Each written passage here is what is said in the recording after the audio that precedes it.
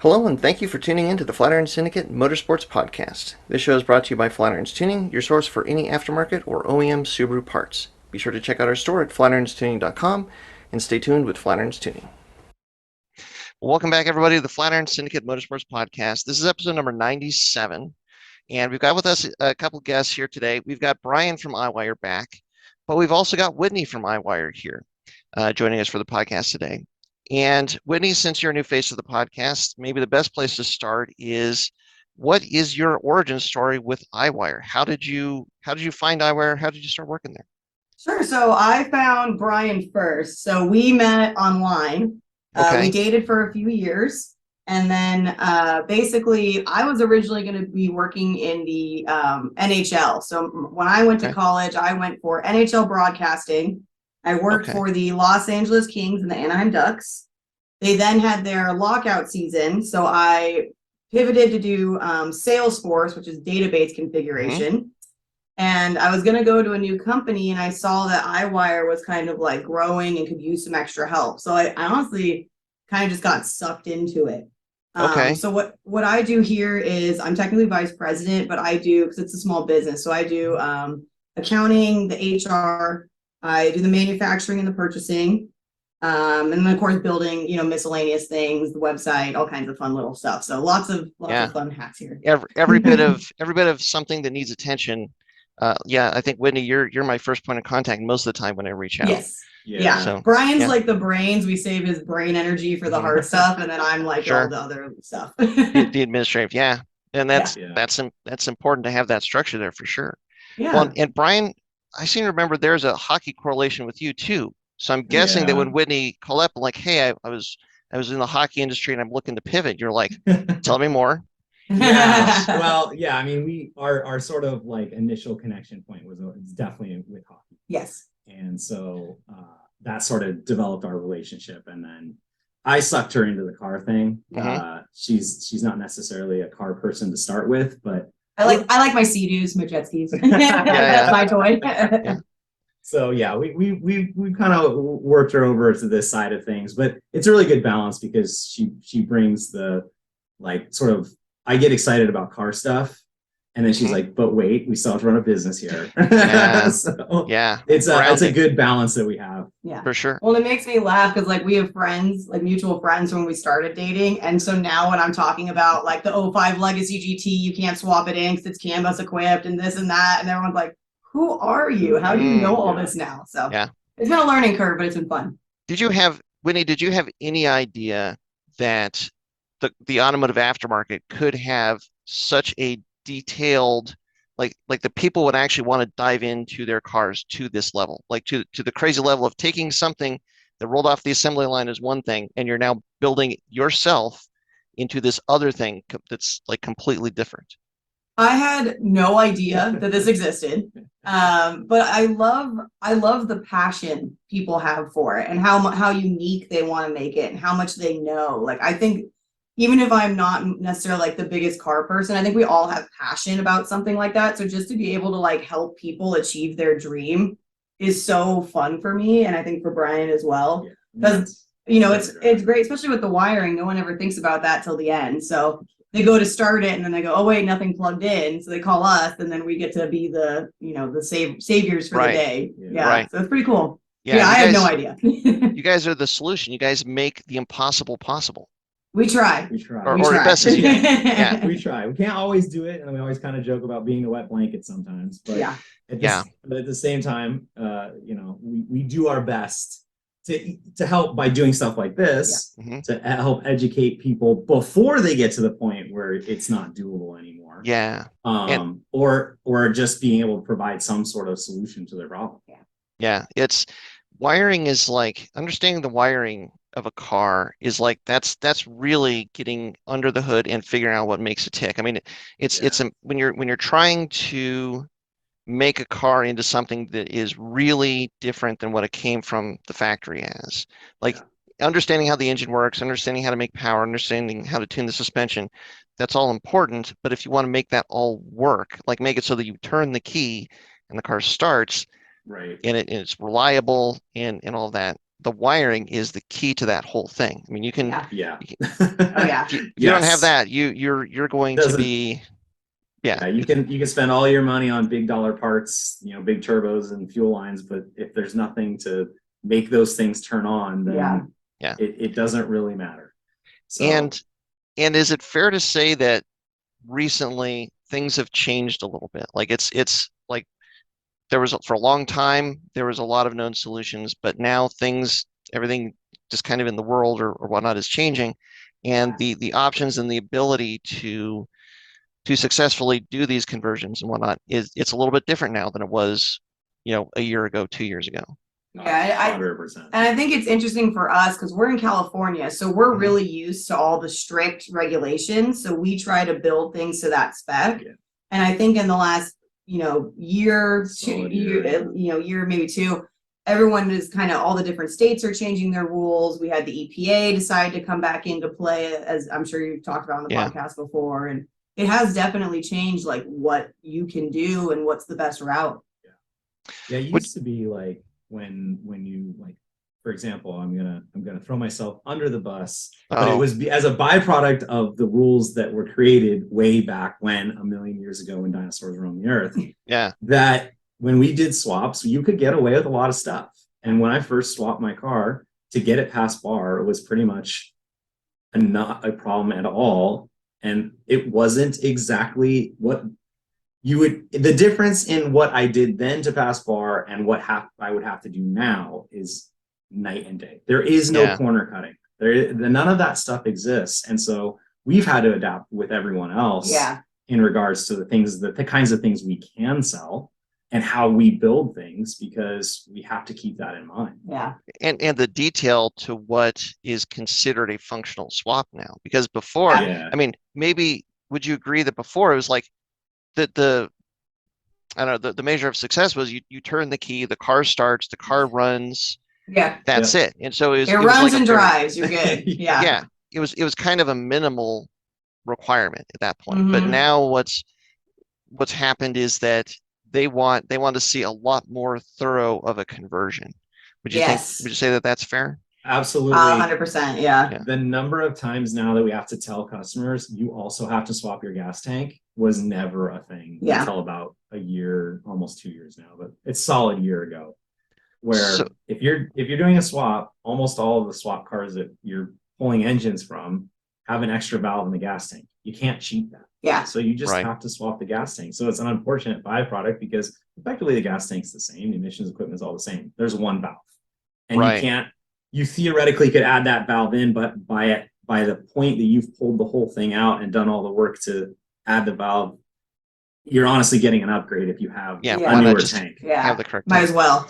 Yeah. Just drop the whole thing in. So maybe can just go into a little bit more detail there, because what you're talking about there, like the core of that is that as cars got newer, as the years went on and the manufacturers developed the cars, or they had to meet new requirements for like basically new vehicle testing, they added some fittings, they added some systems, they added some sensors that the ECU was, like in a normal car, the ECU is connected to, the ECU is looking for signals from.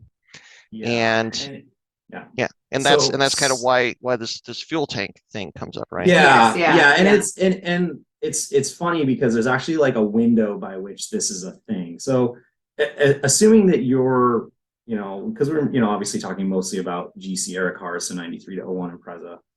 This also includes Legacy and Forester, but really what you're talking about is as soon as they at least put all the emissions equipment back in the tank, in the back of the car with the gas tank. So usually, depending on the car, it's somewhere between 95 and 97.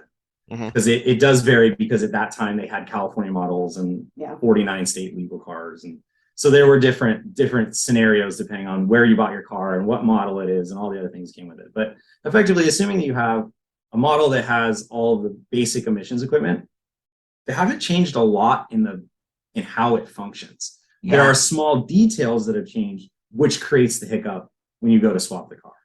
So prime example is this valve we were talking about. Basically, there's an extra vent valve in the gas tank, and it sits on top of the tank, not in the canister by the tail. So you can't just put it in. You've got to get the tank down to swap it out. Theoretically, you can actually add like a T-fitting in there and put the valve in there and wire it up. But like I said, by the time you go through that process, you're probably best to just take it out and swap it. Right. Get a tank that actually had the valve that had the valve in there exactly, and put it in and just like I said, because you're also getting an upgrade, especially if you've got a 98 or older tank. The baffling from phase 1 to phase 2 is night and day difference. So a 98 with a swap that has a stock tank, you get to like half a tank and you're going to get fuel cut all the time. Whereas in 99 and up, they're better. I mean, obviously WRX and STI are better than that, but you're certainly getting an upgrade if you put the turbo gas tank in there as well from a baffling standpoint. It's not an end all be all fix, but it's better. Yeah. So basically there's a window by which this valve needs to get added in.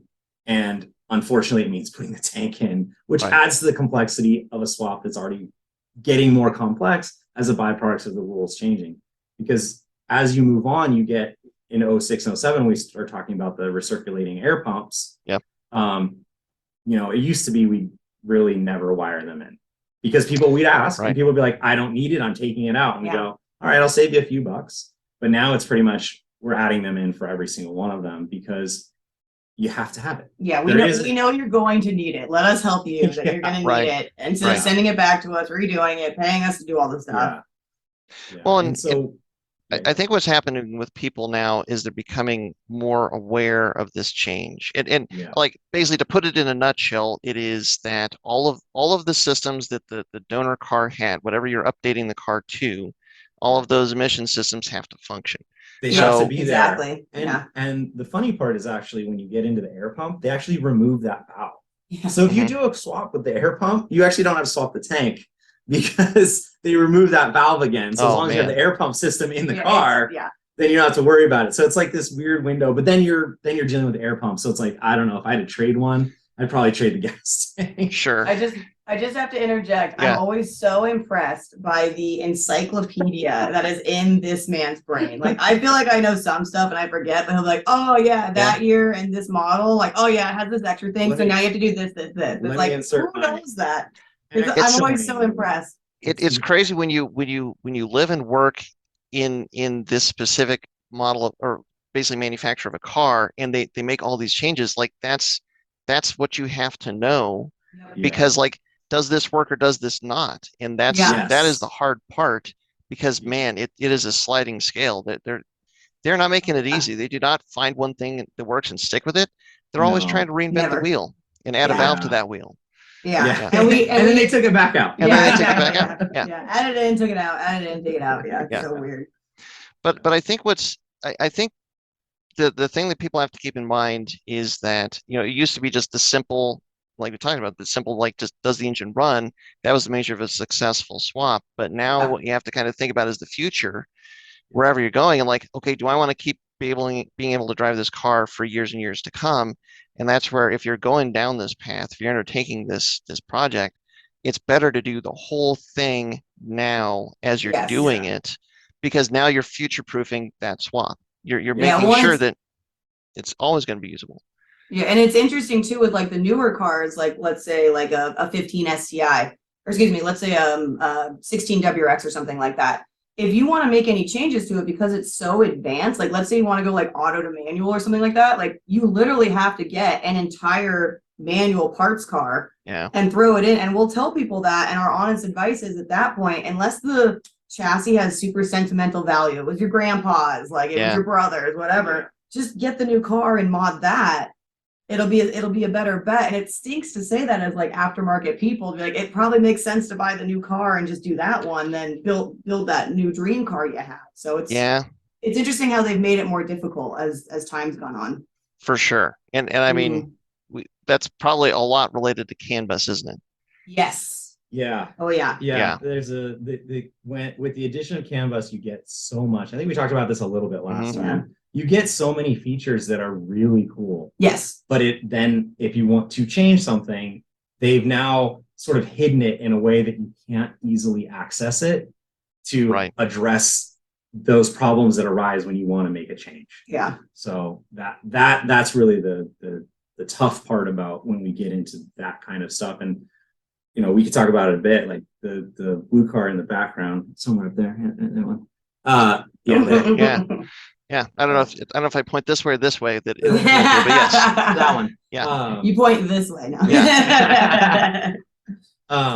Like that car has the sort of history is to try to sort this out, at least to some degree, so that we can open up more options for people. Because I mean, if we're talking about a non-CAN bus swap, you're saying your newest engine is essentially a 2007. Yeah, or like an 2007, 08 Forester XT. I mean, that's about it. Yeah. So you're talking something now, like it's funny because I catch myself doing this all the time because I go new car, old car, but my brain is locked in 2006 when old car is GC and new car is GD. And I realize in that moment, no, this is most people's reference point of new old is going to be very different than mine. Yeah. I need to restructure how I think about this. Yeah. Yep. Every year that goes by, it's like they bring out another card. You gotta recalibrate. Yeah. Yeah. Yeah. Well, and that's why, just a side note, we're of the many that jumped on the 2022 WRX, bandwagon as a byproduct of wanting to investigate what can we do with this? What problems are there to solve? We're kind of waiting in the wings for the other companies that build the mechanical parts that will inevitably have a wiring component to kind of get started so that we have a solution to provide. So we have some things that we're kind of kicking around, but we're kind of just waiting. I mean, a lot of it is like, we need Cobb to, which obviously we're working on, to, get an access port working so we can start messing with it. Cause that's kind of step one. Yeah. And I mean, I don't know if I think I can say this. What I've been told is that they have developed the map already, but they can't release it because it now has to get CARB certified before they can release it. So now it kind of ties back to what you're running into, we were talking about originally, where like the steps required now are different. The steps required now take more time. It's going to require a little bit more patience for that new platform for options to be available, because the companies that are putting in the R&D and the effort to develop this stuff, there's more steps and more time that has to. I mean, I'm sure the approval process, I'm sure that costs a pretty penny, and you have to pay that all up front before you can even start selling the product. I mean, it's a whole thing. And the time. I mean, and the time, 100%. Yeah, you gotta wait. You gotta wait. Because I mean, most of the time, most of these companies are going through like SEMA Garage or something like that. And there are only so many hours in the day that they can work. Yeah, exactly. Right. But the good news is, like with SEMA Garage, they're from what I've seen, they're opening more locations across the country, and they're all tied into, this CARB certification. And so I think it's opening up the bottleneck a little bit for the certification process, but you still have to go through the certification process. It takes time and money. And that's the thing. I was thinking about this the other day of like, what if we lived in a world where, like, let's say we get sort of back to where we were, or 90% of it, and did it all with CARB EO stamps? What are cops going to do?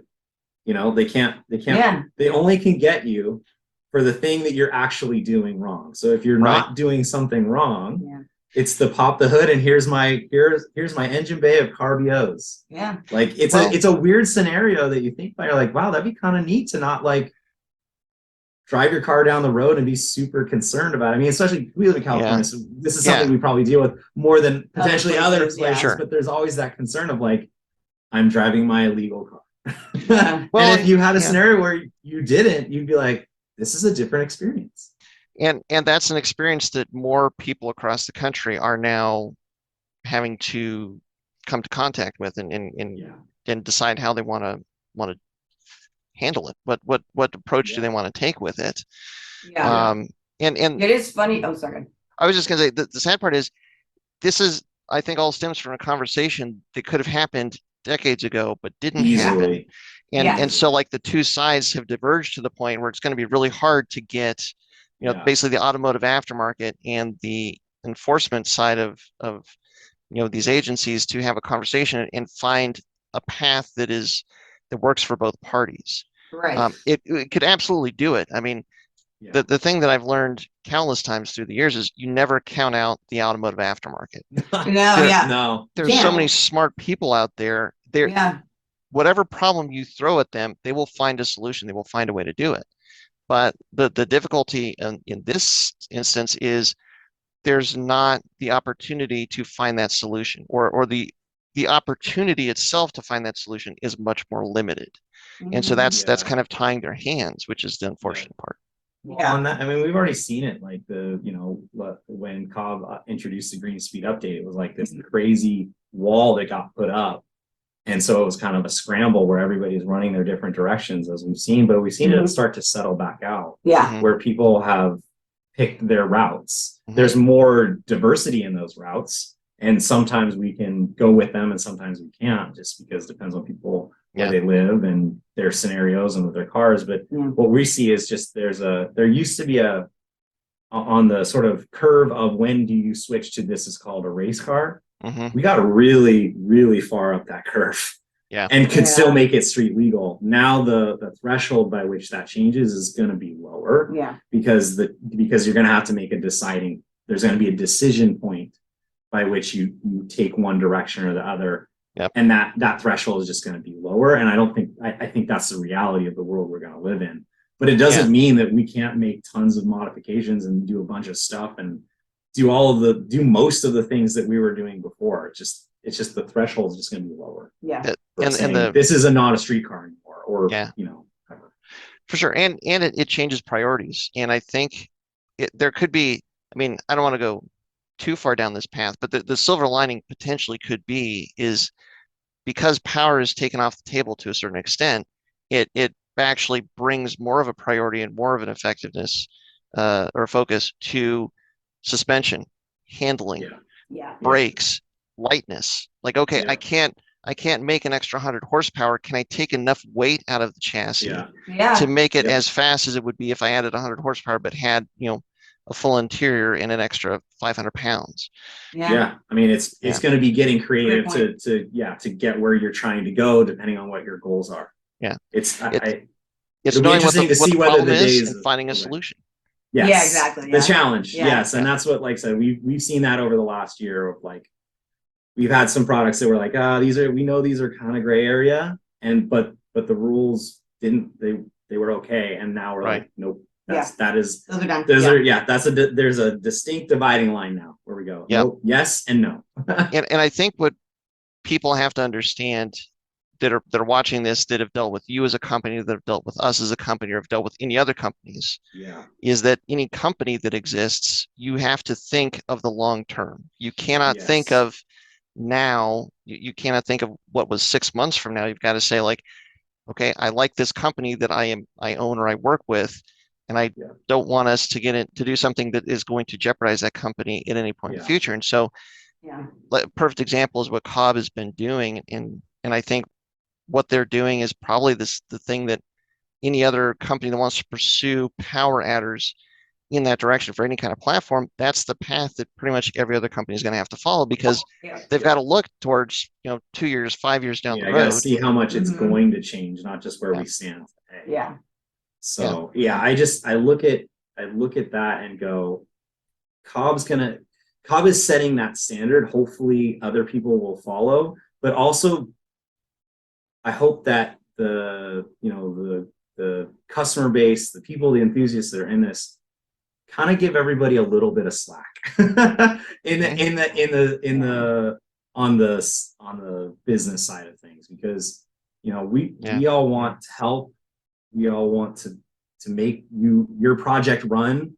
And when we're the person or company, whether it be us or somebody else, that has to say no and know that this affects you and your project, we think about that. Like it's not easy to say no. It's not easy to but say then you no. think about, well, I need to make sure I can make payroll this week, and I need to pay rent for the building, and I don't want to go out of business, so I have to say no. And I want to help people. I want to help as many people as we can. And just because there was a no in this scenario doesn't mean we can't help in other ways. But it also doesn't mean that it's like it's not that particular individual. This is a thing that is happening, and we all have to live with it. And sometimes it affects some more than others. And like I said, we don't take that lightly. And the thing that the enthusiasts have to keep in mind, or if I could say one thing that all the enthusiasts would hopefully hear and take to heart is patience, because a lot of Yes. times the no is no, I can't do that right now. Right. But if you are patient, it's actually a not yet. Like we Mhm. just have to Yes. figure this problem out, like exactly what you're talking about, what you're doing with the blue car. Because I think Yeah. we should go into a little bit more detail there because Yeah. it kind of is Yeah. a perfect example for what this is. Whereas Yeah. like you run into a solution that works for time, now it doesn't work. Now Right. you have the problem that you have to address, but you figure out a way to address that problem, and then you find a new way to solve the same problem again. Right. Right. Yeah. So if we go kind of back to the beginning, so I bought that car that you see up there back in 2005. And don't people think that you've had like 3 or 4 of those, but it's actually all the same car? Yeah. Yeah, well, Yeah. it's twofold. It's people think we've had multiple cars because of the engines that have been in it, Yeah. but also get confused with Bucky's cars because they run through Okay. there a lot too. Yeah. Yeah. So Okay. like his blue RS gets commonly mistaken with our blue RS. Yeah.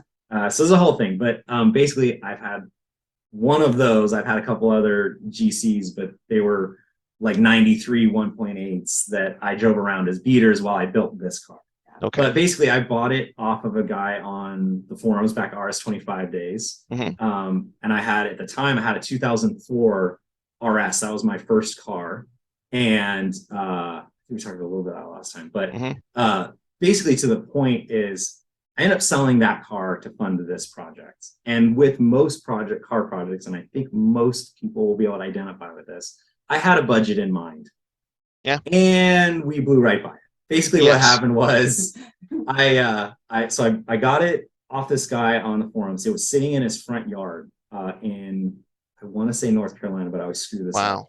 up. And it was literally on blocks in his driveway. And I Okay. knew about it. The guy had run it through a fence or something. I don't remember exactly why or how. And he like put it back together and like fixed the core support and then painted it flat black. So when Wow. I got it, and if you go to like our OG RSTI If stuff you go on to our YouTube channel, you Yeah. can see what it looked like. yeah, I made like a Wow. little like background history of it Yeah. before we did the new one, which we'll get to. But So yeah, it came as flat black. It was an auto at the time, and so basically he couldn't get the torque converter to get. He had screwed up the install of the torque converter to the engine. I can't remember exactly how, but basically it wouldn't get out of park. So he ended up Wow. selling it, or selling it to me and bought a wagon. He took some of the RS parts off of it, but at the time I was working in another company that we were getting JDM containers. So I was like, take whatever parts you want. I just need a good Yeah. shop. this gentleman tells us like every once in a while, like, I should have never sold you that car. Yeah. Oh I'm man. buying that car from you one day. Shout out to George. Yeah, there you go. We still talk to him. Yeah. He still thinks How he owns funny. the car. I love him, but no, it's definitely my car now. We know If we're going to be it's- burying Brian in it. Yeah. It's Yeah. going to go in the ground with him. Yeah. Yes. There If it's were not- a few. If it's not still flat black, then it's not still his. Yeah. No, yeah. And he actually did a pretty good job. My only real Okay. complaint was because he bothered to like scuff it before he painted it, which, if you're painting it Okay. in your driveway, a lot of people don't do. Yep. The problem was he scuffed over all of the trim. So I had to replace every single trim piece on the car. But at the same time, I actually thank him for doing that, because at that time you could buy all those trim pieces brand new from Subaru. It wasn't a problem. There you go. So I have all brand new trim pieces on this car because it doesn't see the sun anyway, so they're just fine. Yeah. Yeah. Versus if I was trying to do that now, it would be an Yes. absolute nightmare to try Oh, to find yeah. it. So it's one of those things that's at the time I was like, really? And then now I'm like, no, thank you for doing that, because it forced my hand into Yep. doing something I didn't want to do, but worked out great in the end. So what's Yes. the first engine you walked into it? Yeah. So basically, Yeah. what happened was originally plan was a STI engine, WRX trans, maybe like 4 pods and some, at that time, ProDrive P1 suspension. Sure. Simple, basic, drive the car, enjoy it. At the time, there was a guy that was doing the wrecking for us to get the cars that we use, the engines for the swaps that we did. He had a brand new 05 in 05 basically wrecked and was Wow. like, do you want this whole car? And I said, absolutely. And that's when the project switched from a basic daily driver to this thing that has become what it is. Yeah. So he didn't, basically, quick story, he didn't deliver on that engine ever. Oh no. So he had my money for a year. Ooh. Until I finally got my money back from him. It took about 3 times to cash the check. Oh no. As we know, that comes back to the transparency we talked about in the last one. Yeah. Anyways, so there was a company in Canada, I think they still are around, but they would get these like low mileage engines from Japan. So what I ended up with was effectively a 2.5 STI. It was like a European 06 or something. It had 4 kilometers on it. So the bell housing, you was literally still like polished in the trans. So we swapped that. I ran it for a number of years until 2012-ish, probably, if I think about this now. I can't remember, maybe 13. And decided we wanted to get into the CAN bus thing. So this is how complicated and difficult this CAN bus problem is. We've been literally working on in and around this for like 10 years. 10 years. Okay. 10 years. The problem was I wanted a newer STI for that car, but the price of them was too expensive. I would have blown my budget on the engine. Sure. So we're kicking around ideas. Went, we can get these 6 cylinders really cheap. We could use 6-cylinder as our base for this because they're CAN bus as well. So I got a 3.6 out of a Tribeca. It was like a 2010 or something. And started the process, sent it up to my buddy who was going to help with it. It sat at his shop in Sacramento for like a year and nothing happened. Yeah. So we brought it back down here. Yep. Started kind of working with it. In that time, there was a company that came out with an emulator to get the CAN bus side happy enough that the car should start and run. So we got to that point with the 6-cylinder. The problem was the more complicated issue is that all 6 cylinders, at least here in the US, are attached to automatic transmissions. Yeah. Right. So no trans computer means unhappy ECU. Yes. Right. And ECU logic pre-built to expect a torque converter and all the other things that come with an automatic transmission. We spend more time fighting that than the CAN bus related issues. Wow. So at that time, I was like, well, I just want to get this thing running and driving, as we all do. Yeah. So hold on. So you're saying you got the 6-cylinder in the car. It's connected to the transmission. Yeah. You could start the car, but you couldn't drive the car. I could drive the car, but there were a bunch of really weird, funky issues that we didn't have a good solution to. And now things have changed since then. So anybody watching that's doing a swap like this, has been a part of a swap like this, I understand this was, 2016. So it's been 6 years. Okay. That the logistics of that have changed, but I still stand by the fact that a stock ECU 6-cylinder application, assuming it's attached to a manual transmission, is inherently flawed with the stock ECU. Yeah, I mean, you can make it work. You can rig it up. There are people that have done it. Absolutely. They're going to get really mad if we say it's not possible. It's gotten mad at us before. It is technically possible, but very difficult, and you're still probably going to have some issues. Yeah, right. Yeah. And probably most importantly, there's no tuning. Sorry, there's no tuning, and there's no real tuning, I should say. There are some tweaks you can do, and it will never pass smog because. Depending, especially bar, it will never pass because technically part of one of the requirements for bar is that the engine and transmission must be paired. So by attaching a manual transmission to the same car, so by technically attaching a manual transmission to a 6-cylinder, you cannot pass bar. It would fail. Yeah. Wow. And in part this is around the CAN bus, and so maybe in part that's one of the reasons why the OEs have made the CAN bus work and have the requirements that it does, because they know that this engine is always going to be talking to this transmission. Exactly. They're not getting down our rabbit hole of let me mix this and mash that and do this whole thing. That was none of those things were ever expected. So as a byproduct, you run into CAN related problems when you try to change things around to do the fun stuff. Yeah. Man. Yeah. So okay. I was just gonna say, so what did you decide? When you ran to the end of that, what happened? Yeah, so I basically was like, well, the solution to this problem is standalone. And that for a 6-cylinder application, given what would have, if we had kept the 6-cylinder in it, where we were heading, because most people that are going down 6-cylinder projects are looking at forced induction. So even if there is some general tuning capability, with the stock ECU, it's not enough to understand, oh, I've got a turbo attached to this thing and here are all the components that are required as a byproduct of the turbo attached to this thing. You cannot customize for that. So really your only option at that point is to put standalone in it, because then you can program to do whatever you want. And that's the beauty of that standalone. Yeah. Yes. But it is funny. The whole thing started with, okay, we'll kind of get this like cheaper engine to try to play with this. And then all of a sudden you have all, like we talked about with budget, you have all these extra costs, and all of a sudden you're spending $2,500 on a standalone ECU. You got to figure out how to wire, you got to get the piping. It's just, the budget just goes crazy before you know it. It's that cheap engine, expensive budget, more expensive engine, generally speaking. Lower cost after. Yeah. So you had the 6-cylinder then for 3 years? Yeah, somewhere about 3 years. And we could never get it. It never felt like factory. So I'm sure you've mentioned this before, and you've heard it from us, John, as well, but we always like OEM plus. So I want my AC to work. I want everything to run the way it's supposed to. I want it to be a nice, I want the creature comforts. Yeah. And we could never quite get that with the blue car. And especially me as the wife being like, we're driving how far with no AC? Excuse me? No. So I would just drive in my car behind him. Oh, man. I have to throw a technicality in here, because this is the actually. Yeah. The AC would have worked. We just never bothered to charge it. Okay. What? Oh my God. I have no idea. That's you are now in trouble. No. It's just one of those things became less of a priority. And by the time that we would have gone through the process to do it, we were already making the steps to make the changes to go back to 4-cylinder basically. Yeah. So then we got a Lance again. Yeah. Found a 19 STI engine. Lance Stewart, shout out to him. He's in all the Bucky videos with Brian and him, and he's like the best guy ever. Can't speak highly of him enough.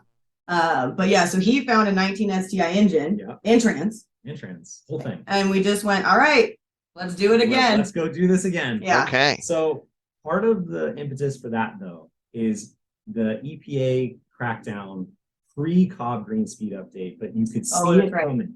Yeah. A couple years ago, you could start seeing the cracks. And we went, I can never get this car legal in California with standalone ECU.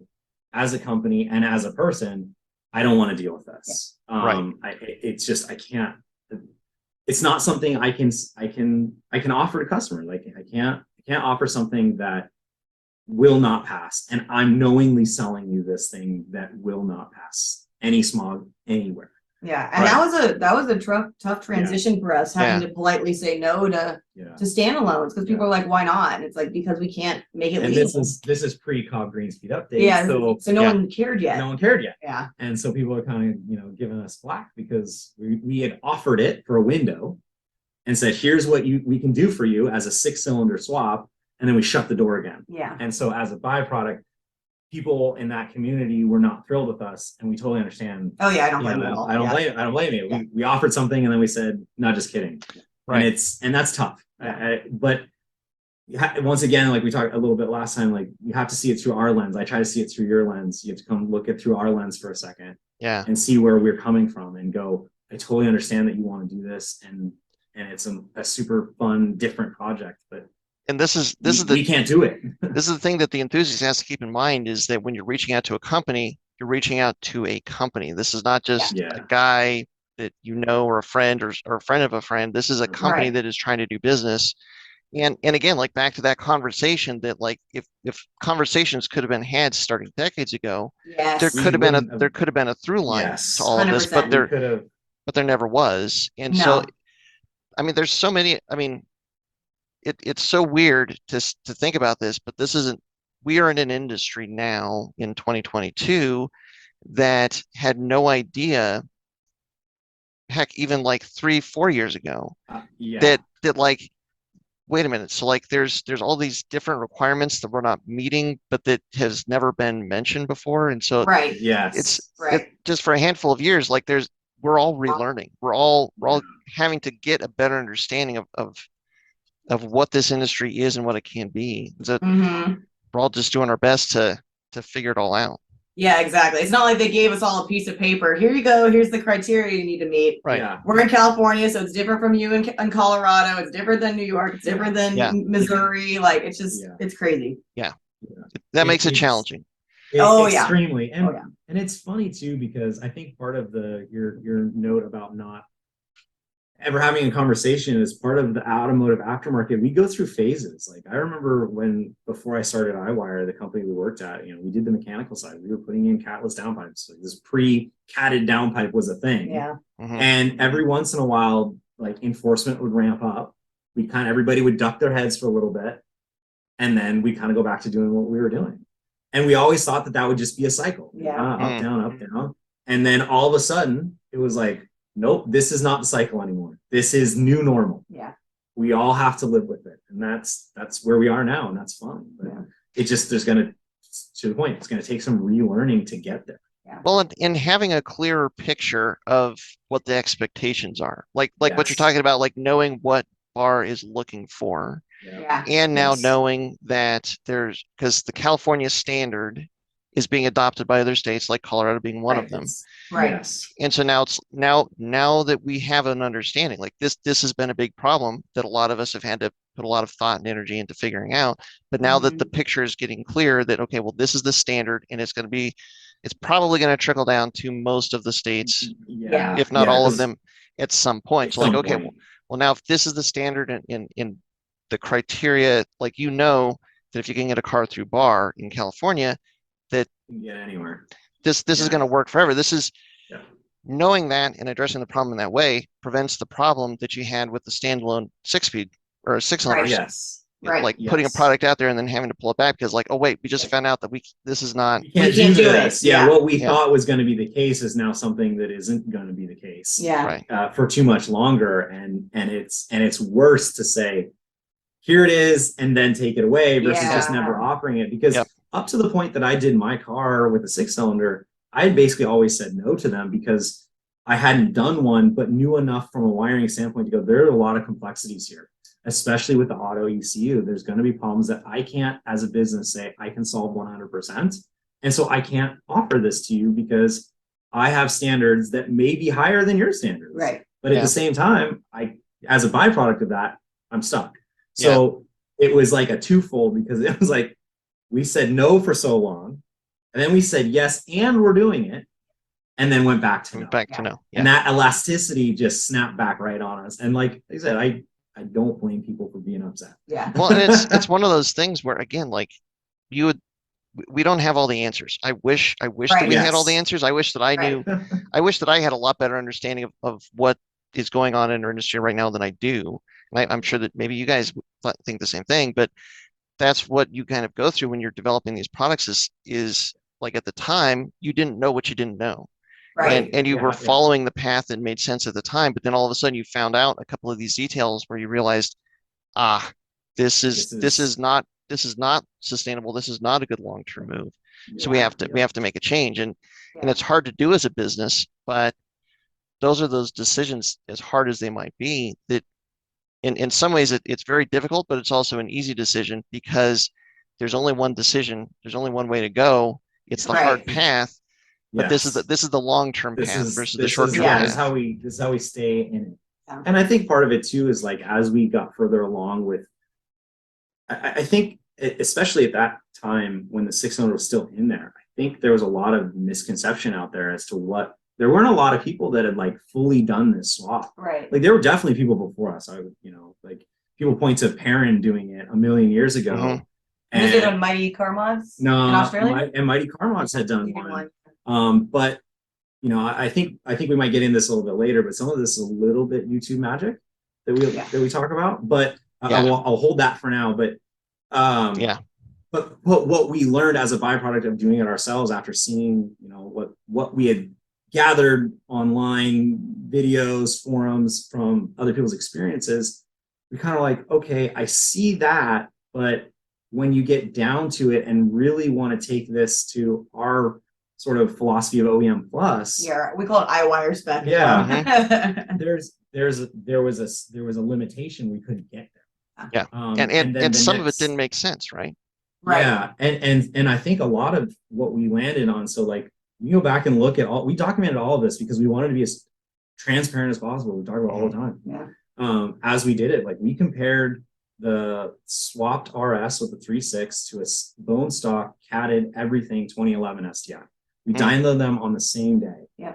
effectively they made the same horsepower and the torque numbers were very similar. Like we look at the 3.6 especially as like a torque monster, and from our experience, at least on a dyno graph, it's not. I wouldn't say it's not. It's just similar to a at 2.5.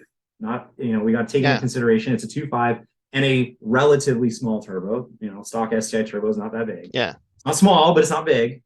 And when you blend that together, you get a pretty torquey little thing with a 2.5. I think you would see really from a drivability standpoint, you can drive the 3.6 at well under 3,000 RPM. Yeah. Like you can cruise around the neighborhood and it gets out of its own way. And that I would say does not happen on STI. But generally speaking, when you're driving these kinds of cars, you're not really doing that. Right. It's not, generally speaking, your daily driver that you're trying to save gas with. Like in those moments, like there were times where like I was cruising around with 3.6 and I was like, this is kind of cool. Like this is a nice, like, be able to drop the RPMs a little bit lower and still have some acceleration, and like that was cool. Naturally aspirated performance and naturally aspirated engine, it's way different than a small displacement turbocharged engine. I can't tell you the number of times I've had to have that conversation with people that are trying to take this STI turbo and make it have the power band of a V8 whatever that they had before. And it's like, you can't do that. There's just some things that are possible, some things that are not possible. Physics is not on your side here.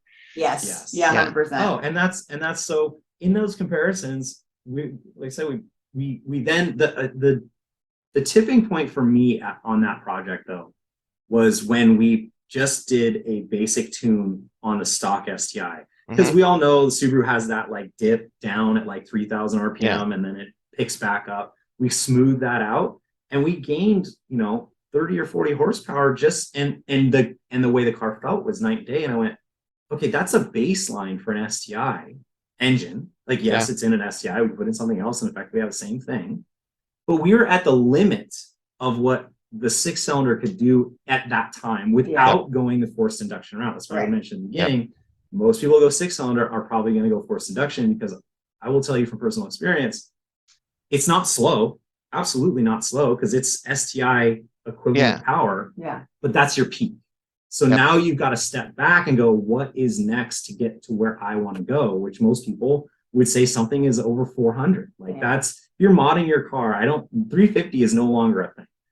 Right. Well, it's 450 or more. So if you want to get there with a 6-cylinder, you are looking at forced induction, and there are no proven paths there. And rebuilding it, whichever 6-cylinder you pick, whether it's SCX, 30D, the 30R, or 36R. Like you're rebuilding all of those. Like look at Tanner at Schmedia. Like he's going through it. He is, and I'm glad actually. He's showing I'm going to go as far down this path as possible, and let's see what happens. Like I can't wait to see me talk to him and get feedback.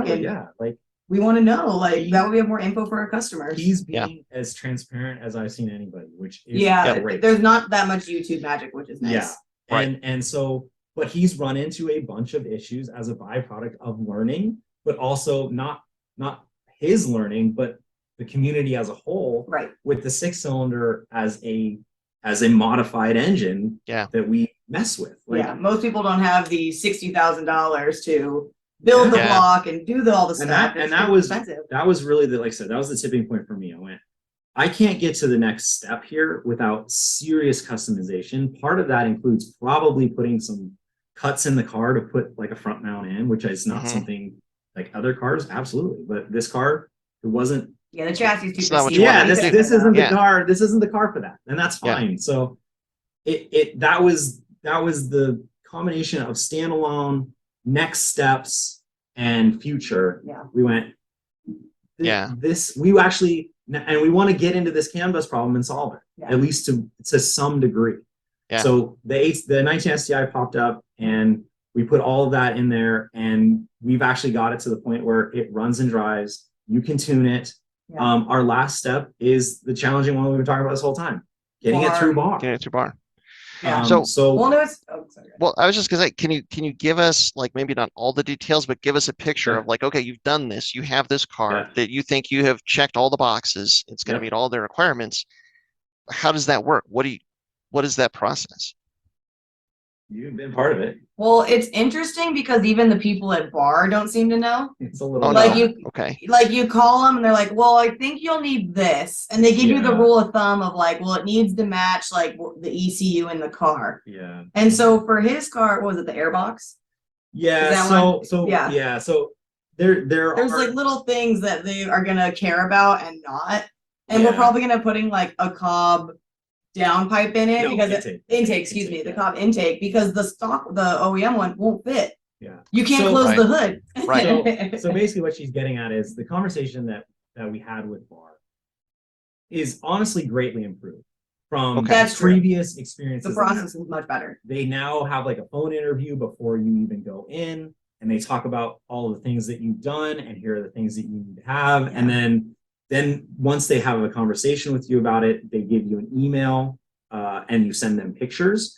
So it used to be that you would go in, and if you had problems, you'd probably go in. I had people that would go in half a dozen times. Yeah. And if you're trying Wow. to take the day to go through Bar and get through that process, and you're missing out on your paycheck or whatever to go do this, and you're doing this half a dozen times, people are getting really frustrated with the system. Yeah. Including myself, just watching it. So, So as a byproduct just- of COVID, yeah. Just real quick though, so you're saying like when you get to that step, that kind of the process would be you drive there with your car, you hand them the keys to your car, they open the hood, they go through the They whole go through thing. it, yeah, and they go test it, and they either say, "Yep, you passed," or "No, it didn't," and they send you on your way to make the change and come back. That used to be how it was. Yeah. Okay. As a byproduct of COVID, they didn't have the resources to do that, and so they started doing it like we're doing it now, basically. And the state gave them the ability to do that, which has greatly improved the system as a whole. Yeah. Having that Because of conversation. the fact we can, Yes, exactly. and I would have failed because Yeah. what we learned is, it seems silly, but once again, you got to look through the lens of Carb and Bar.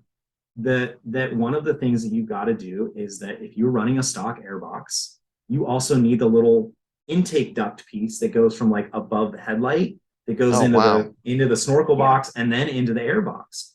It doesn't make a lot of sense because it's pre-math. Like, But that's all there for like silencing and cold air.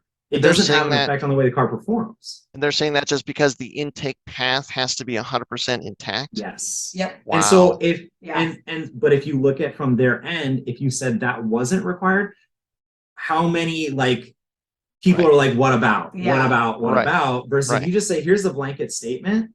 But the funniest part is what Whitney mentioned is because I said this part physically won't fit in my car. There's nothing I can do about it. Yeah. He said, then buy an aftermarket intake with a carb. And I just And you're like, I was like, wait, what? All of a sudden, now but at it's the great same that time- Cobb got the EO. But then exactly. Yeah. But then I know that part will fit in my car. I know that it has a carb. It is a thing that has passed their rigors. So I know that I can do that and it will pass. But had I brought it in the previous situation, they would have opened the hood and sent me home. Yeah. Right. It would have been a couple hours out of my day just to be literally turned around the moment I showed up. But as a byproduct of that communication, I was like, oh, okay, so we need to solve this problem. So we're working through that and doing a few other things as we go through it.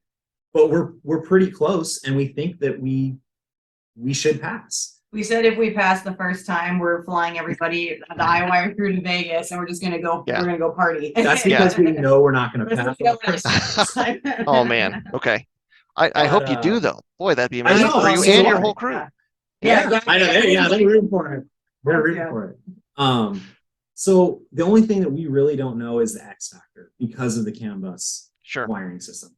I don't know that anybody has tried to now. Maybe somebody in another manufacturer group, not Subaru related, has tried it. But to my knowledge, no one with a CAN bus engine in a non-CAN bus car has ever tried to go through this process. Yeah. Wow. So there's just the unknown factor until we get it there and they look at it and plug it in and go through their process. So that's why, this has gone on far longer than we ever anticipated, typical car project, this is how it goes. It's a combination of complexities we run into, but also my time. Yeah.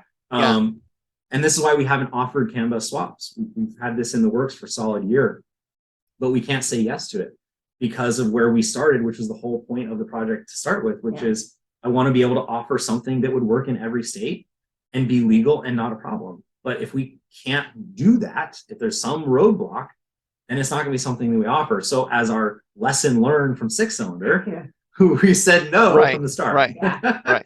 And said, and we said, and the truth, but it's also not yet. Yes, it's not yet. exactly. Yeah, Exactly. not yet. Yeah. But then, and then they go, when? And we go, I don't know. I don't know. That's the hard part. Is the I don't know factor. That is the hard part, but it sounds like you guys are super close, and that's really exciting. And like, I mean, I can only imagine how much you've learned to get to this point, and how much better the understanding is. Yeah. And so then, like, once you finally get to this end point, if and when you finally are able to get this car past bar, now you know all of those ins and outs, and so you're going to be able to apply it to other projects. And that was part of it too, is to go through the bar process, because technically my car was barred back in 2007. I could have just put in a 2007 and ignored this process, but it was one of those things. I haven't gone through it in 15 years. I wanted to experience it as if I were a customer, so that when somebody calls, I can say, okay, here's what you need to know. Yeah. So it was an important part of the process.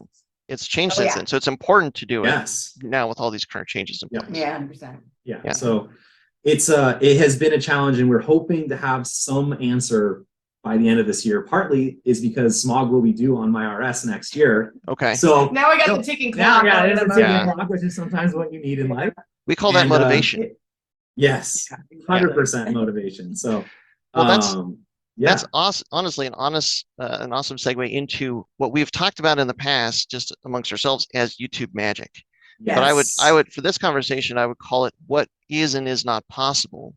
Yeah. And maybe just, I mean, if people listen to this point and you've heard all of these problems that you can run into, I mean, the subtext here is that it is not possible to make every possible combination of Subaru that Subaru didn't produce. There's some things that can be done. Yes. There's some things that can't be done. Yes. And you guys are right in the middle of it, because like you are known for making the impossible possible and taking a car that started as one thing and turning it into something else. Yeah. But there's a lot of expectations out there that don't maybe fit with your experience. And so that's where things become a little bit challenging. And I would say that's where the value of being able to consult with you guys, that's what is priceless to somebody that is contemplating going down this path. Yeah. But not everybody maybe appreciates that consult and some of those hard answers that you have to give as much as others. Yeah, that's part of the problem. Like it's usually I'll be the one that starts on the phone. Yeah. And then I'm going, okay, I need Brian to talk to them to get into the very nuance, because they don't just accept no as an answer, which I totally respect. But they want to, and I can give them the general details. But then Brian was like, okay, well, this sensor has 2 wires, this is 3, so you can't change that. This ECU has this over here, so you can't do this, you can't do that. Yeah. And then they go, oh, okay, it is. Yeah. It's not. So it's like various different degrees of the whammy that you have to bring down. Yes. Exactly. Yeah. But it's like, but then they'll go, but I saw this guy did it on YouTube. Yeah. And that's the and thing. Then you call that guy from YouTube because it's somebody you worked with, and you go, hey, how'd you get to do that? Oh, I put black tape over the check engine lights. Oh, okay. So this is an actual story for an actual thing. And like I said, we have it is it's hard to describe. So I want to obviously make it very, very, very clear at the outset. We really appreciate what everybody on YouTube is doing, because there is so much great content that is helping people accomplish things that we never thought would be done, because they're willing to try stuff that maybe we can't or don't have the resources for, or not in our wheelhouse. And I love the fact that they are doing that. And also a lot of times, like I see it, we do it, and I know other companies do it too. We have customers that will go through a step-by-step install of your product and post it for everyone. Yeah. And that helps us get seen by more people, but also just helps make our lives easier, because here's an install guide that's really good. Yeah. And we're really happy. And there's a lot of people doing DIY and showing you how to do things and shedding light on other pieces that you don't, that you may not be familiar with. I mean, you might not even think would be a problem if you do something good. But so that's going to be an issue. Yeah. But the problem is there needs to be, from a consumer perspective, an understanding that some of this is for content. Yeah. And that's okay. But it's just looking at it through the other lens, is the lens of I'm trying to do this. This is my business. Yeah. And therefore my job is to make content that's fun and engaging and informative and helpful. But sometimes there's a little fudgery that happens. Yeah. Right. Well, and I would say that as a car enthusiast, I mean, there's never been a better time to be a car enthusiast than right now because of all of the resources that you just have to get on a computer and get on the internet unlimited that you content. have. It's crazy. I mean, even when forums were around, that was a good source of information. You can have conversations with people really around the globe that had run into a problem and maybe had a solution for it. Yes. But kind of what's happened now, because in fact, maybe this is a good analogy. Like with a forum, all you had to have is like 2 or 3 different people that could type something out and you can have a conversation go back and forth. Yeah, and you could work it out. Yeah. Right. But you think about, okay, well, how much misinformation was there on forums? Turns out plenty. A lot. Why? Yeah, well, plenty. because everybody that can type a sentence can type a sentence. Yes. And even if they have no idea what they're talking about, but they can compose something that sounds authoritative, yes, they would sway people. But now the interesting change here now in this social media age with video content, etc., is that now it's the same problem, but not everybody can create a video and put the video where people can see it to explain something. Right. Yeah. Well, I mean, part of it too, I think maybe a little difference here, and I'm curious what you think about it, is like there was in the forum era, there would have been more of, I think, trying to help people was the root. I still think that exists, but there's a thing that muddies the waters, and that's views. Yeah. You know, because views equal potentially money. Yeah. You know, and so like I said, I really, once again, make clear, like I'm not throwing any YouTuber under the bus at all. Yeah. But it's just the part that makes it harder to tell.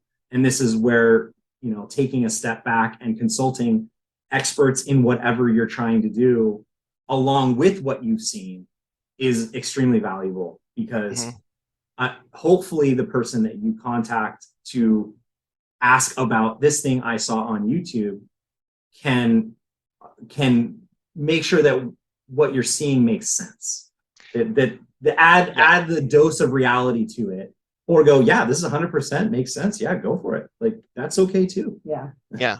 And the criteria that I always used was I wanted to see the same answer for multiple different people, ideally in a couple different places. Yeah. You know, because it's like reading forums and seeing what questions were being answered and stuff like that. You know, if there's a problem and there's a real answer to it, the solution should be the solution. And so it should be repetitive in different places from different people.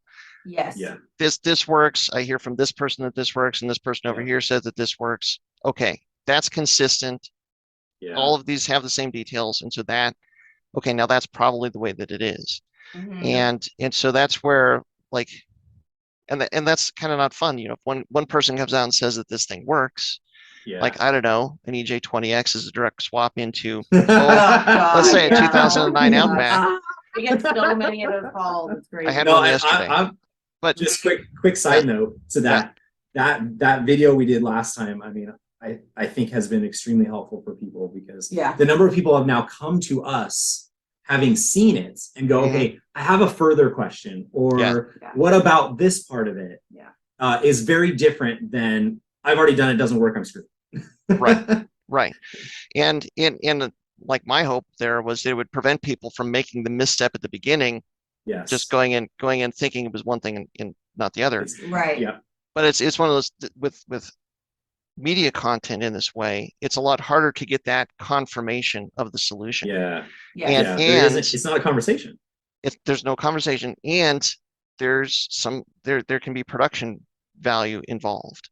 Yes. Like you can have a very shiny, polished video that says this, but that might not be it. And to your point, like from a standpoint of creating content, and even from the standpoint of a solution, like what you guys said, you want OEM plus. You want something that is different than what the Subaru did when the car left the assembly line, but functions like if Subaru had done that as the car left the Yes. assembly line. Yes. Now that's not the Absolutely. same criteria for everybody, No. Correct. Yeah. you know, And that's the lens difference. and that's maybe the piece that you've got to keep in mind as you're watching all of these things Yeah. or hearing about what might be possible here and there, like doing a manual conversion in a CAN bus automatic.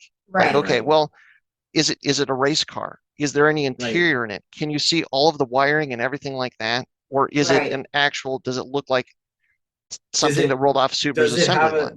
does Yeah. it have a check engine light? Does the traction control work? Whatever. I mean, and I think that's the piece that we struggle with being on one side of it versus the other side of it is if you're calling me to get me to do it for you, those are not acceptable end results. Right. If you're doing it for yourself and you happen to post it up, that's fine. That if that's okay with you, that's fine by me. It doesn't Right. that doesn't matter. Yeah. It's more about the fact that people are engaging with what you're doing, and that's the part that's different from us. Yeah. Like the engagement with what we're doing, we appreciate when people do that, but that isn't our end goal. Right, We've got to be right. able to deliver that so that when you get something from us, you're happy with it. Yeah. Yeah. And that's just something that having a why we wanted to have a conversation about it is because Yeah. like, okay, well now let's put a frame around this. Let's explain this to people so that maybe they will understand where you're coming from, where I'm coming Yeah. from, where other companies are coming from with what products they're offering, what products they're not offering, what their approach is, because the goals are different, you know. Yes. And I guess the one other thing that I would just put at the end of that, the other key factor, I think, long-term solution. Like whenever somebody comes up with a solution, like everybody Yeah. says, there's some new whiz bang turbo, and somebody puts it on their car. This thing is amazing. Yes. It makes X power. Like, okay, I want to see that person come back 6 months from now, 9 months from now, Yes. and tell me the same Exactly. thing. Yeah. Because Yeah. it's like, you know, okay, well maybe the car worked and you got your video for going around the block 3 times, but maybe you Right. went into limp mode on the 4th time, and Right. now the And car you- won't start, and it's been Yeah.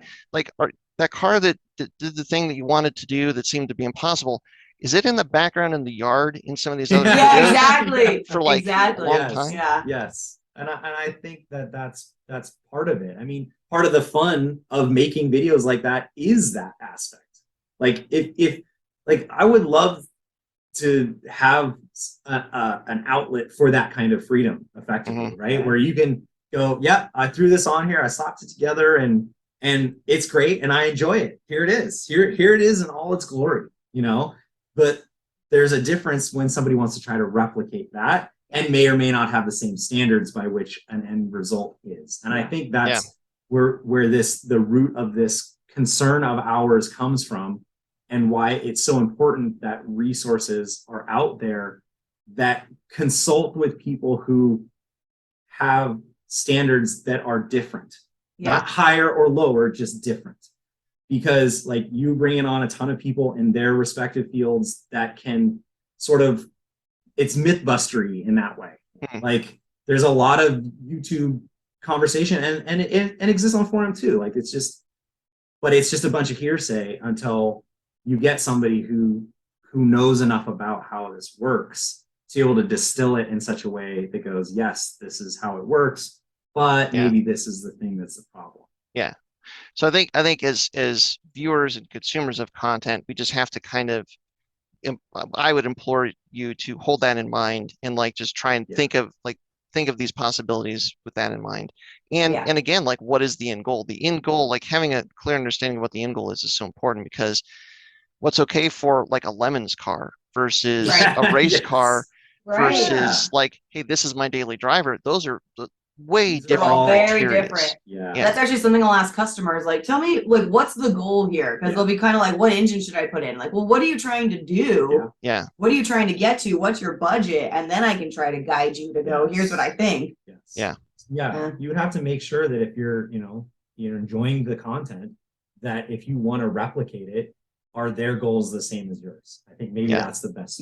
Could be a good way to look at it so that you can still appreciate what they're doing and even try to replicate it to some degree. That's fine. Yeah. But just keep that keep that in mind as you do this. Well, and I always try to tell customers, like, oh, you want to replicate something you saw on YouTube.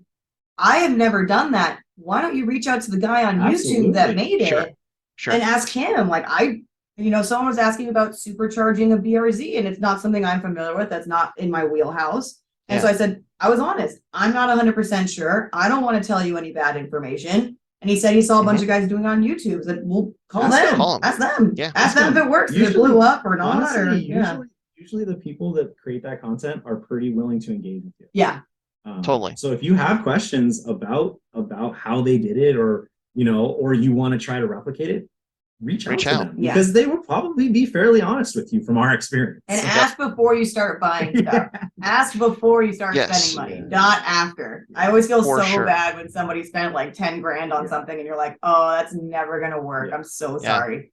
Yeah. Well, and you know what, to put a positive spin on this as we're kind of winding it down, I think that there would be a big advantage to content creators, like, not that they would listen to me say this, but I would say, like, to be transparent about the issues that you're running into, because if you're transparent about the issues that you're having, what that does is all of a sudden now you're effectively crowdsourcing the solution. Right. Yes. Like this community that we have is very smart, and they're very active, and by highlighting the problem, like being clear in defining the problem that you're having, you are putting you're putting that out there to all of this massive enthusiast base, that some people that watch our channel, that are Subaru fans, they have crazy backgrounds, like just absolutely insane backgrounds. And you never know what kind of a solution that somebody else might be able to, like, oh, you know what, you just need a CAN emulator. Oh, I've been working on this thing. I've worked for Haltech for the last 9 years, and we're almost ready to beta test. How about you try this thing out? That maybe it's the solution to all your problems. You never know. That might happen. Yeah, because and we do, and we see that a fair amount. I don't want to come off as some sort of weird lecture or something. No, it's not. It's important. We do see a lot of YouTubers being very honest about things. Yeah, which is great. Because I think that, if anything, will help. It helps from what we see. It helps you find your own answer for your problem of the person having it, and it helps other people learn. Yes. Yeah. It's building it. It's raising the foundation for the entire community, because all of a sudden there's all these other options that have been now tried, tested, and proven to do things like, hey, I have a 2000 RS. That's my first car ever. I've had it since it was brand new. I'm to a point now where I love the car, but I want to turbocharge it, but I have to get it through bar. Maybe there's somebody that's almost done it, and that is going to have the experience that I can talk to and find out, like, okay, well, now that raises the foundation for everybody. Like, this is how you do it. This is what the steps would be involved to do this, if that's your dream and that's what you want to do. Yeah. Yes. That's a great point. Yes. Yeah. Yeah. I think maybe that's really the one way to look at it is the reach out to those that are doing it, whether it be a YouTuber or a company or whatever. Like, most of the time they're pretty honest. Everyone's pretty honest. Like, our experience is that people are pretty transparent about what they're doing. Usually, and people are pretty excited to talk about their cars. Like, no one's like, oh yeah, I built this car, but I don't want to talk about it. Never. Yeah, especially if they have a YouTube channel, that's not going to be the case. Yeah, if they put the trouble to make a video and put it out there for everybody to watch, you asking them a question, that's their wheelhouse. That's what they're wanting. But, and I guess maybe the other point to end on, because a lot of what this revolves around is CAN bus. Like, that's the elephant in the room, I guess, and that's what we should. Oh yeah. CAN bus is hard. Yes. And so it's anything different for every different type of car company, which makes it even harder. And I was listening to something about a little bit of a departure, but it's relevant here. The C8 Corvette, the new C8 Corvette. Oh yeah. Yeah. So it's all CAN bus and all that stuff. And one of the challenges is that, so it's encrypted. So the CAN bus is a network, but the network is encrypted. So all the signals on the network are encrypted. Yep. That car has a rotating encryption. So that car, wherever it connects to Wi-Fi, the encryption can change. Like, if the factory wants to change the encryption, so nobody can figure out how to tune the ECU. If I'm, then the internet will correct me if I'm wrong, but this is my understanding. So, like, if that car connects to Wi-Fi, the encryption changes. Now you're starting all over. I believe it. It's genius by the car company. It's Yeah, like, it's actually brilliant. it's really but, smart if they don't want you messing with the car. So like, yeah, bring it back to what we know of Subaru. We've done our, a bit of sort of can hunting, and it's really it is a treasure hunt because the data is all there for you to see. Luckily, it's not encrypted because that's terrifying thought. That is very terrifying. It's all there and available, but it's a stream of numbers basically. You have to go piece by piece to be able to identify what means what. You have to build your own roadmap. At one point, he's like hitting a switch in the car and then like looking to see what changes. And then sometimes it's like multiple things are changing. So you think you know what the switch does, and it does. It's crazy. It's a beast. It is, to be able to like decode this is a treasure hunt without a map. Yeah. Is really what it is. And you build processes by which to test things, but really at the end of the day, you're just kind of using the scientific method. You're like, I assume it's this, I'm going to try it and we'll see what happens at the end. Because Subaru's not going to give you, is going to be like, all right, here are the bits. Here's all our IP. Yeah. That will never happen.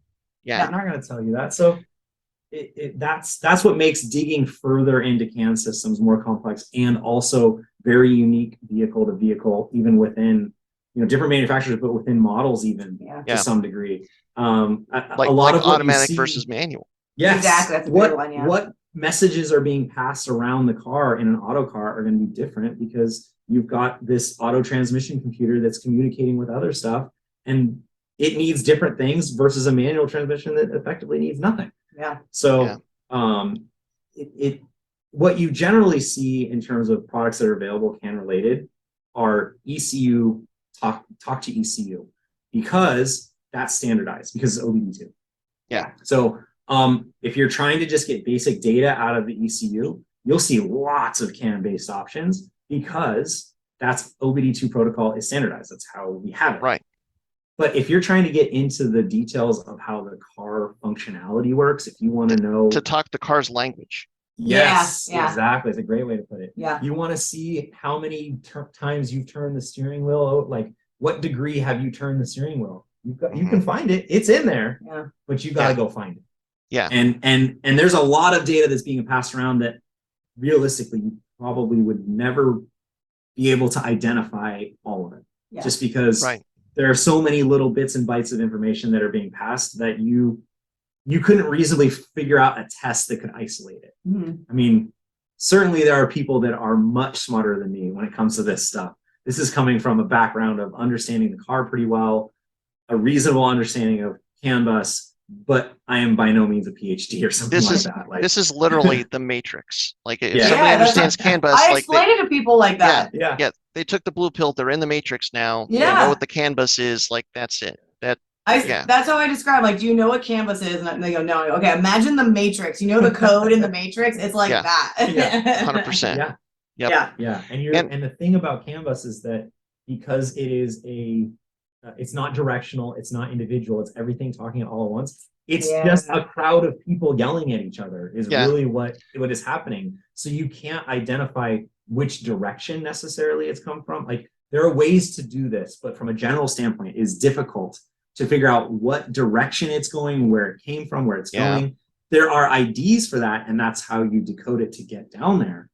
But from a practical standpoint, to figure it out is extremely complex. Oh, yeah. Well, and that's a valuable conversation to have, just to try and paint that picture of what this is, because when you're talking about a 2008 and newer car, pretty much, like they switched to CAN bus. This is not something that a couple manufacturers did.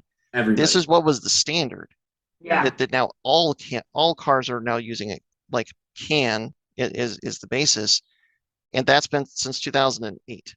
Yeah. So and there are some. I mean, 05 Legacy is our first generation in Subaru world, but there are like older Mercedes and BMWs and stuff that have been using it since like 2003.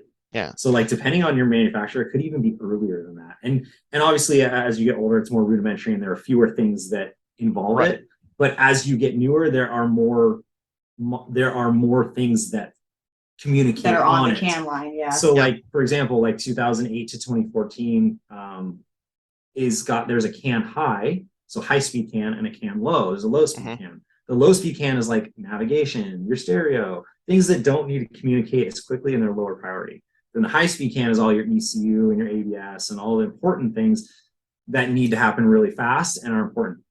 But in 2015, they eliminate low speed CAN. Yeah. It is all on high speed CAN. So now you literally have every system on the car yelling at each other at any given time, and it's the filtering of each individual box that can pick up what is important to me or just keep passing it along. Yep.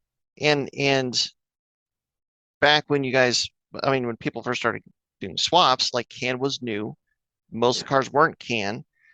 But now time goes on, like we talked about at the beginning. Every new year, it seems like they come out with a new car. And now it's 2022, and now the last car that didn't really have CAN was 2007. So now we've got 15 years of cars. 15 years. Oh my gosh. Yeah, we're 15 years. That now have this problem or this system built into it. And so that's, I mean, to a certain extent, that's the motivation to figure it out, because finding a solution or finding out how to work within it, like, okay, well, now that opens some more doors. Yeah, big time. And I think that's also like, if you take a step back and go, why isn't there a solution? And that comes down. That is a good point. It's been 15 years. It's been 15 years. Why hasn't it been done yet? And there are pockets of solutions, but there isn't, like, no one's gone through and built like roadmaps. And the reason is it's so complex. And there hasn't been a huge motivator to find like a full CAN solution, because people aren't, there've been, like, you just get a newer car, or you buy the different car. It's like, you're not trying to take this modern CAN architecture and put it into a 93 Impreza. Like the demand is less there. Eliminate it. Just this weirdo. You take, but to the point, there are pockets of solutions. So like ECU being happy is a pocket of solutions. So there are solutions in a lot of different avenues for different cars to allow for that to function without X, Y, and Z potentially. But if you're just like, I have a 2010 WRX and I want to make it a track-ish car and I want to eliminate the ABS, you're going to present yourself with some problems as a byproduct, because the wheel speed gets converted into CAN and then sends it to becomes vehicle speed for the rest of your car. So you eliminate that. That's one of a number of things that can happen as a byproduct. So it's just, and if you don't have wheel speed, then it can't calculate load on the engine, and so you effectively end up in limp mode. Exactly. And your ECU absolutely wants to see it. And there are pockets and band-aids of how to fix these things potentially. Specific problems, specific solutions. Very specific and very small windows, because most people that have that era car aren't taking their ABS out. Where's there's not a market-driven motivation at that point to come up with a solution, and which is a bummer for those that are doing it. I get it. It's funny. It's like, it is a big problem that the aftermarket could be focused on, but there's all this other stuff that happens to be going on that is more existential in nature. So that's what's getting the lion's share of the attention. And I mean, for electronics, I mean, it's so rare, generally speaking, to really dive into it at that level, where you would actually have to then dive into the CAN and find a way to remove this or add this. But I mean, I think once we get better footing on, what is our options are as far as all these other things, then some solutions will be part of that. And I've heard some rumors that actually the CAN bus could be part of the solution to all this in some ways, because it is a network, and yes, everything talks to everything else, but it's a network that can be used to other purposes. You can program, as long as you can program the thing that you want to communicate with to accept the message that you send.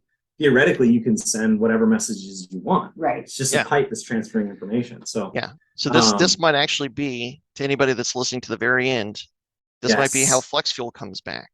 Could be. It very well could be. It very well could be. That's our guess, honestly, is through CAN. I would, I think that would be your most reasonable, but there are many hurdles to overcome to do that, and including potentially, like I said, I don't know, but I suspect there's probably some concern from a car EPA bar standpoint. You are not necessarily messing with the emissions equipment. but you are changing how the ECU is interpreting signals, and might they deem that toying with the OBD system at some point, right? Like they're not the same, but they are intertwined. They're related. So the question lies, okay, let's say you could come up with a solution, which they did for the GTR, and had to pull it as a byproduct of how they did it. Right. So there's some, I'm not an expert on that side of things. I just know that that's the case. Yeah. And more than anything, I throw that out there because like can be the source of a lot of frustration, but it could also potentially be the key to these solutions. Exactly. Yeah. You can't just be mad at it. Yeah. Yes. Yeah. What is it? Homer's quote? Yeah. Beer is the cause and the solution. Alcohol. Yes. Oh yeah. Yes. That is it. Yes. Think of a can like beer, and you're going to be fine. Yes. Yeah. There you go. I think that definitely could be a possibility. So we look forward. There's hope.